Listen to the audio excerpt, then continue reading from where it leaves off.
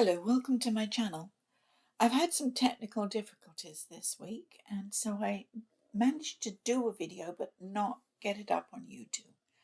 So I hope you'll bear with me.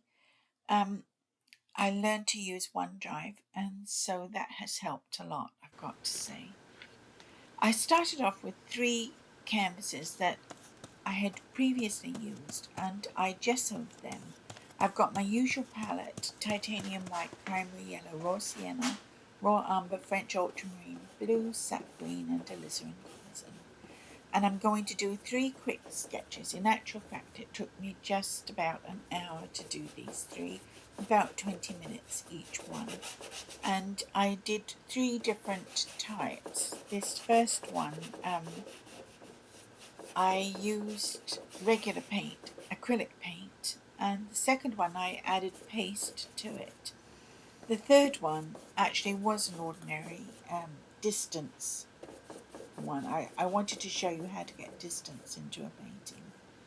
And so I hope you'll bear with me. It's a bit sketchy this week, but I think it was worth showing you at least.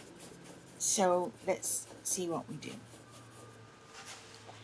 In this first one, I did not do a background first, but I thought I'd show you that it doesn't really matter. As long as you're in the very early stages, you can do this background after you've begun the painting. I slapped on where my blossom would be, and then I did my background around that, and it worked. I used greens, yellow, blue, and mushed it all in together, and I think I put in titanium white and used a blender brush to give me a soft background. We'll have to see, as I've forgotten, and as I say, I had technical difficulties. That's my excuse, and I'm sticking with it.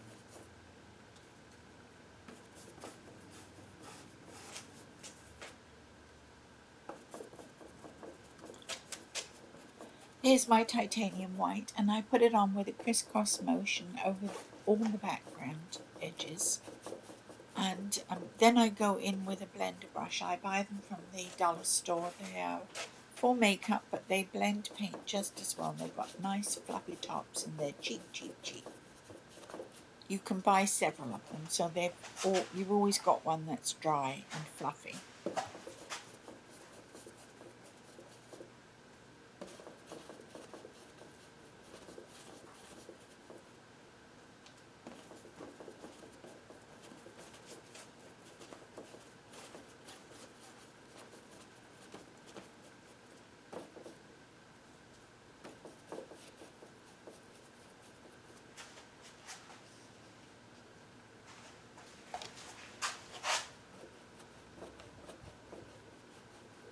Again, I use that crisscross motion to blend everything into a smooth background. A textured background looks very nice in some paintings. I'll show you one of those one of these days. But today I wanted a smooth background to sort of star my roses. I think they look good against a smooth background. Mixed up pink with alizarin and titanium white and added a little raw sienna just to tone it down, make it a softer pink. Using a 3/4 inch flat, I pull in the petals from the outer edge in toward the center of the rose, and I do the outside petals first, and then I put in the smaller center ones, but I do fully open, full-blown roses that I remember from my childhood. We had a rose garden on the farm, and it was a beautiful garden, and all the roses used to be huge, old-fashioned, centuries old, those shrubs.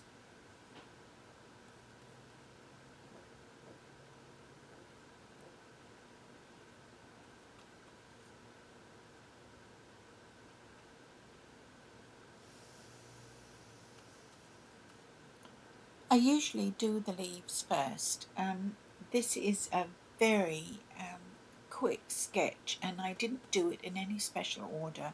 I was just getting paint on the canvas and not paying close attention to what I was doing.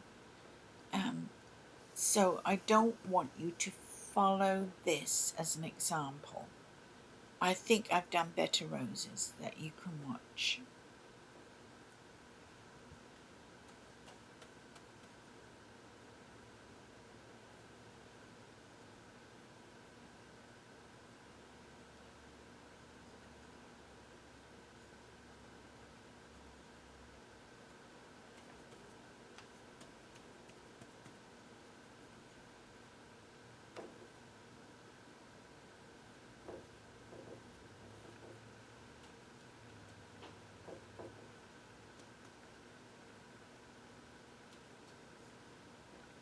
I forgot to say, where you don't see the entire petal, where you're sort of looking down on it slightly, I just do a horizontal stroke.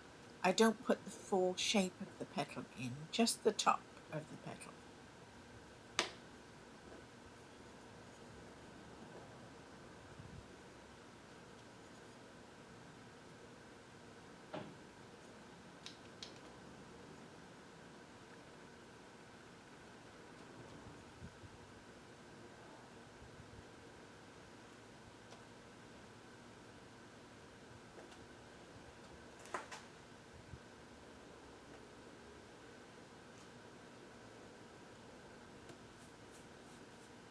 I started off with the idea of doing one rose and a couple of buds, and then I decided it didn't cover enough of the canvas.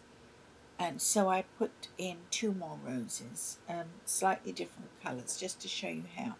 Now the one on the right I quite liked. The one on the left I'm a little ho-hum about. I'm not sure I like it.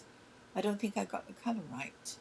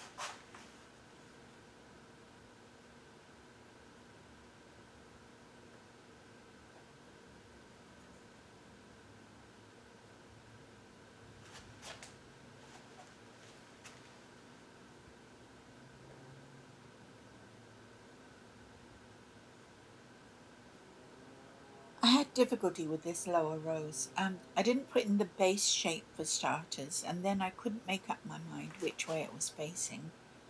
So you'll just have to bear with me on this one. I have to forgive myself and move on. That's how I feel about it.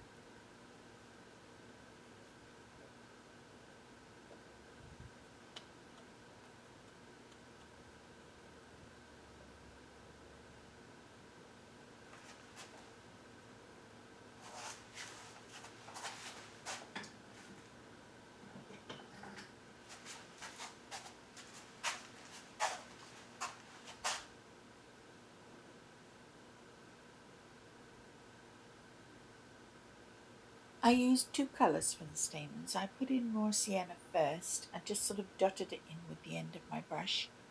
I sometimes use a Q-tip for this purpose. I don't think I did today. And then I put in alizarin crimson just to add a little punch. I like alizarin crimson in my roses. I put it on the stems, on the leaves, in the middle of the flower. I think it just gives the painting a little something extra to make it more interesting.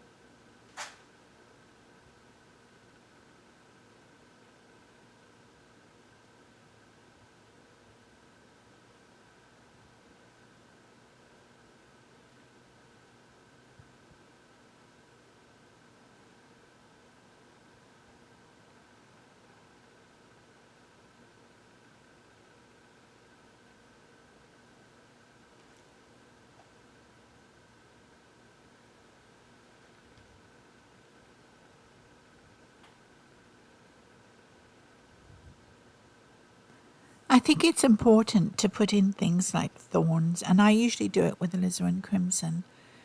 All these little details make the painting more interesting. If you leave the thorns out, roses just don't look like roses to my eye.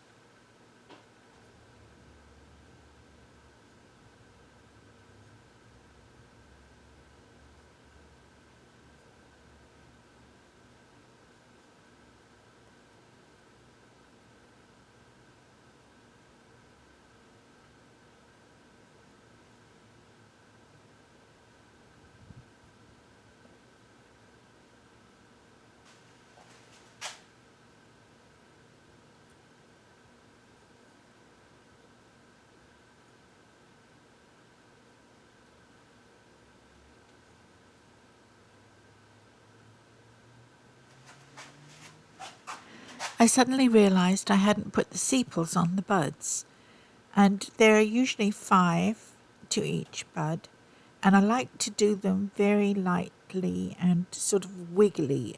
They come away from protecting the bud, and they sort of dry out as they move away from the bud.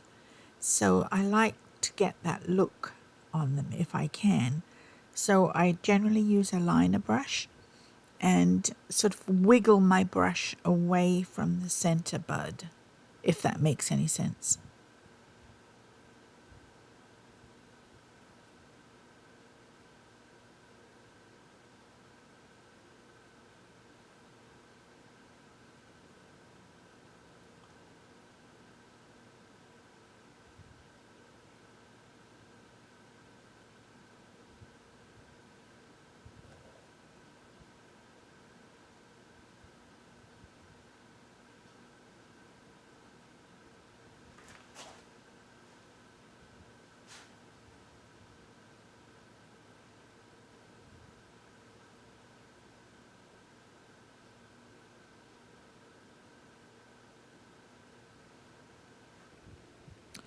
Well, there you go. That lower left-hand rose didn't turn out that badly after all. And I'm quite happy with this painting. I think it's 3 nice roses. And here's my palette, still completely used. And I've added some acrylic compound. I'm going to do a paste hydrangeas. That's what I'm doing in this next video. In this next section of the video. I'm using a palette knife for this part and the background, and I changed to a brush to put florets in later on. I almost always use both brush and palette knife when I use paste. because I like the finer details to be done with a brush. I'm just not good enough with palette knives to get fine details in.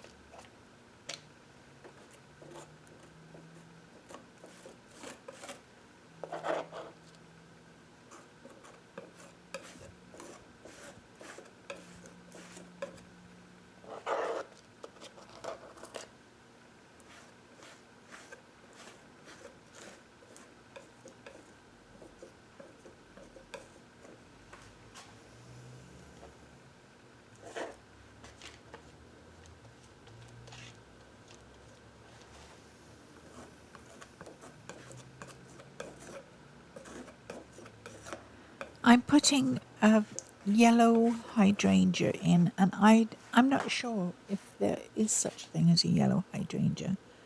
So you'll have to forgive me if there isn't.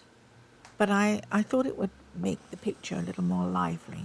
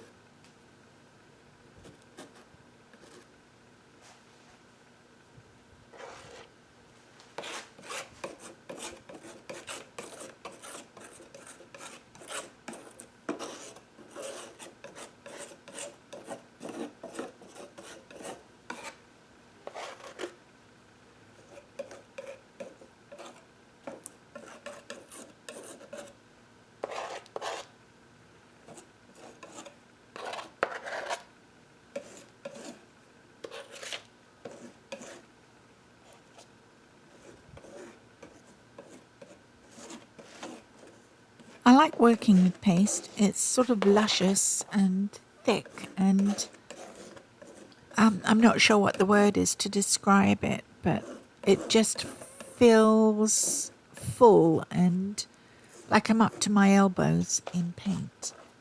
And I like that. And it gives so much texture to the painting. It's quite thrilling to work with paste, I find. For me, anyway.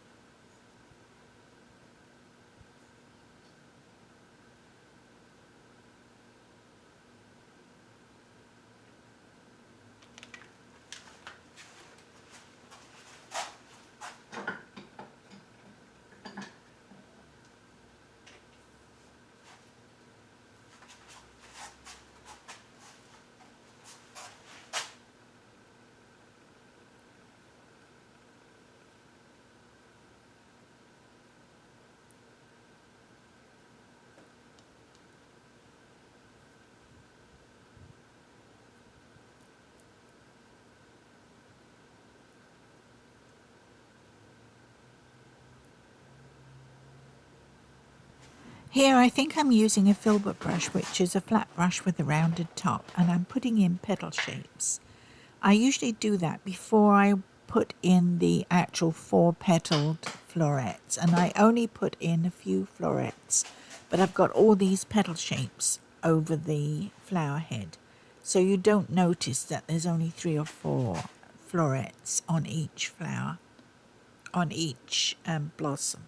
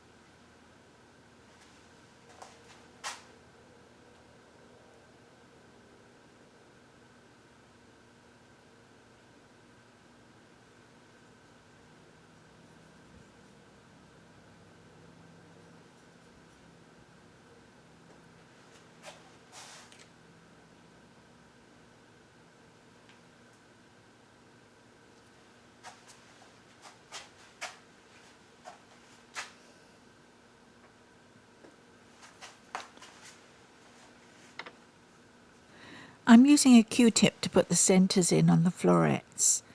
You don't want to do too many of these because they take over the painting and that's all your eye sees. So I just usually keep it 3 to 5 odd numbers per blossom. I don't put in 20, say. Just a few.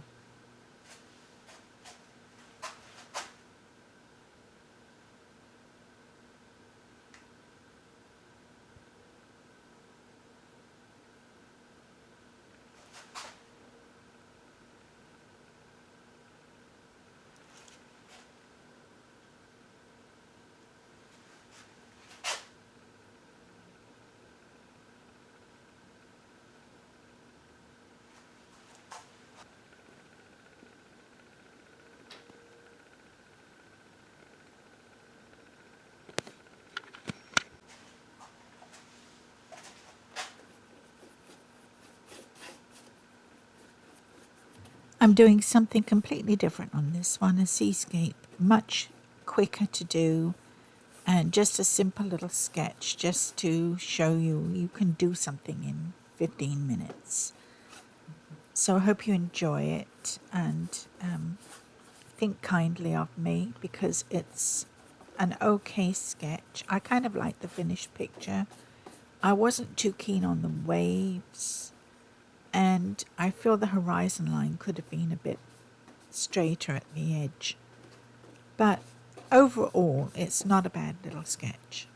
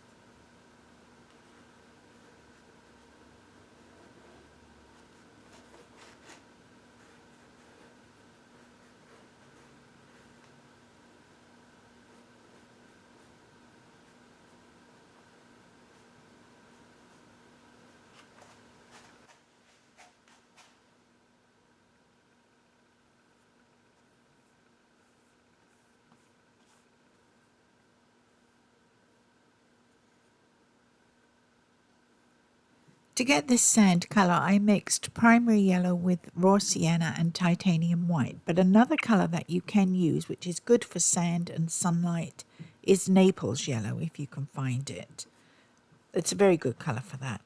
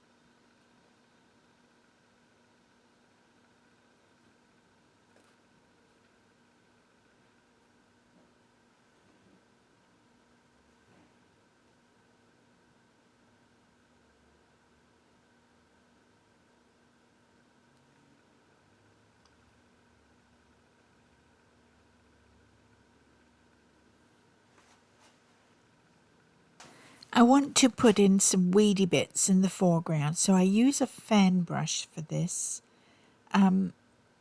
It's an old brush. It's not a bristle brush, but it's quite stiff with paint that hasn't been thoroughly washed out. So I would suggest if you use a fan brush, use a bristle brush for this particular thing. It gives you nice, weedy, scrubby ground. You could use it on edge for taller weeds or flat for grasses.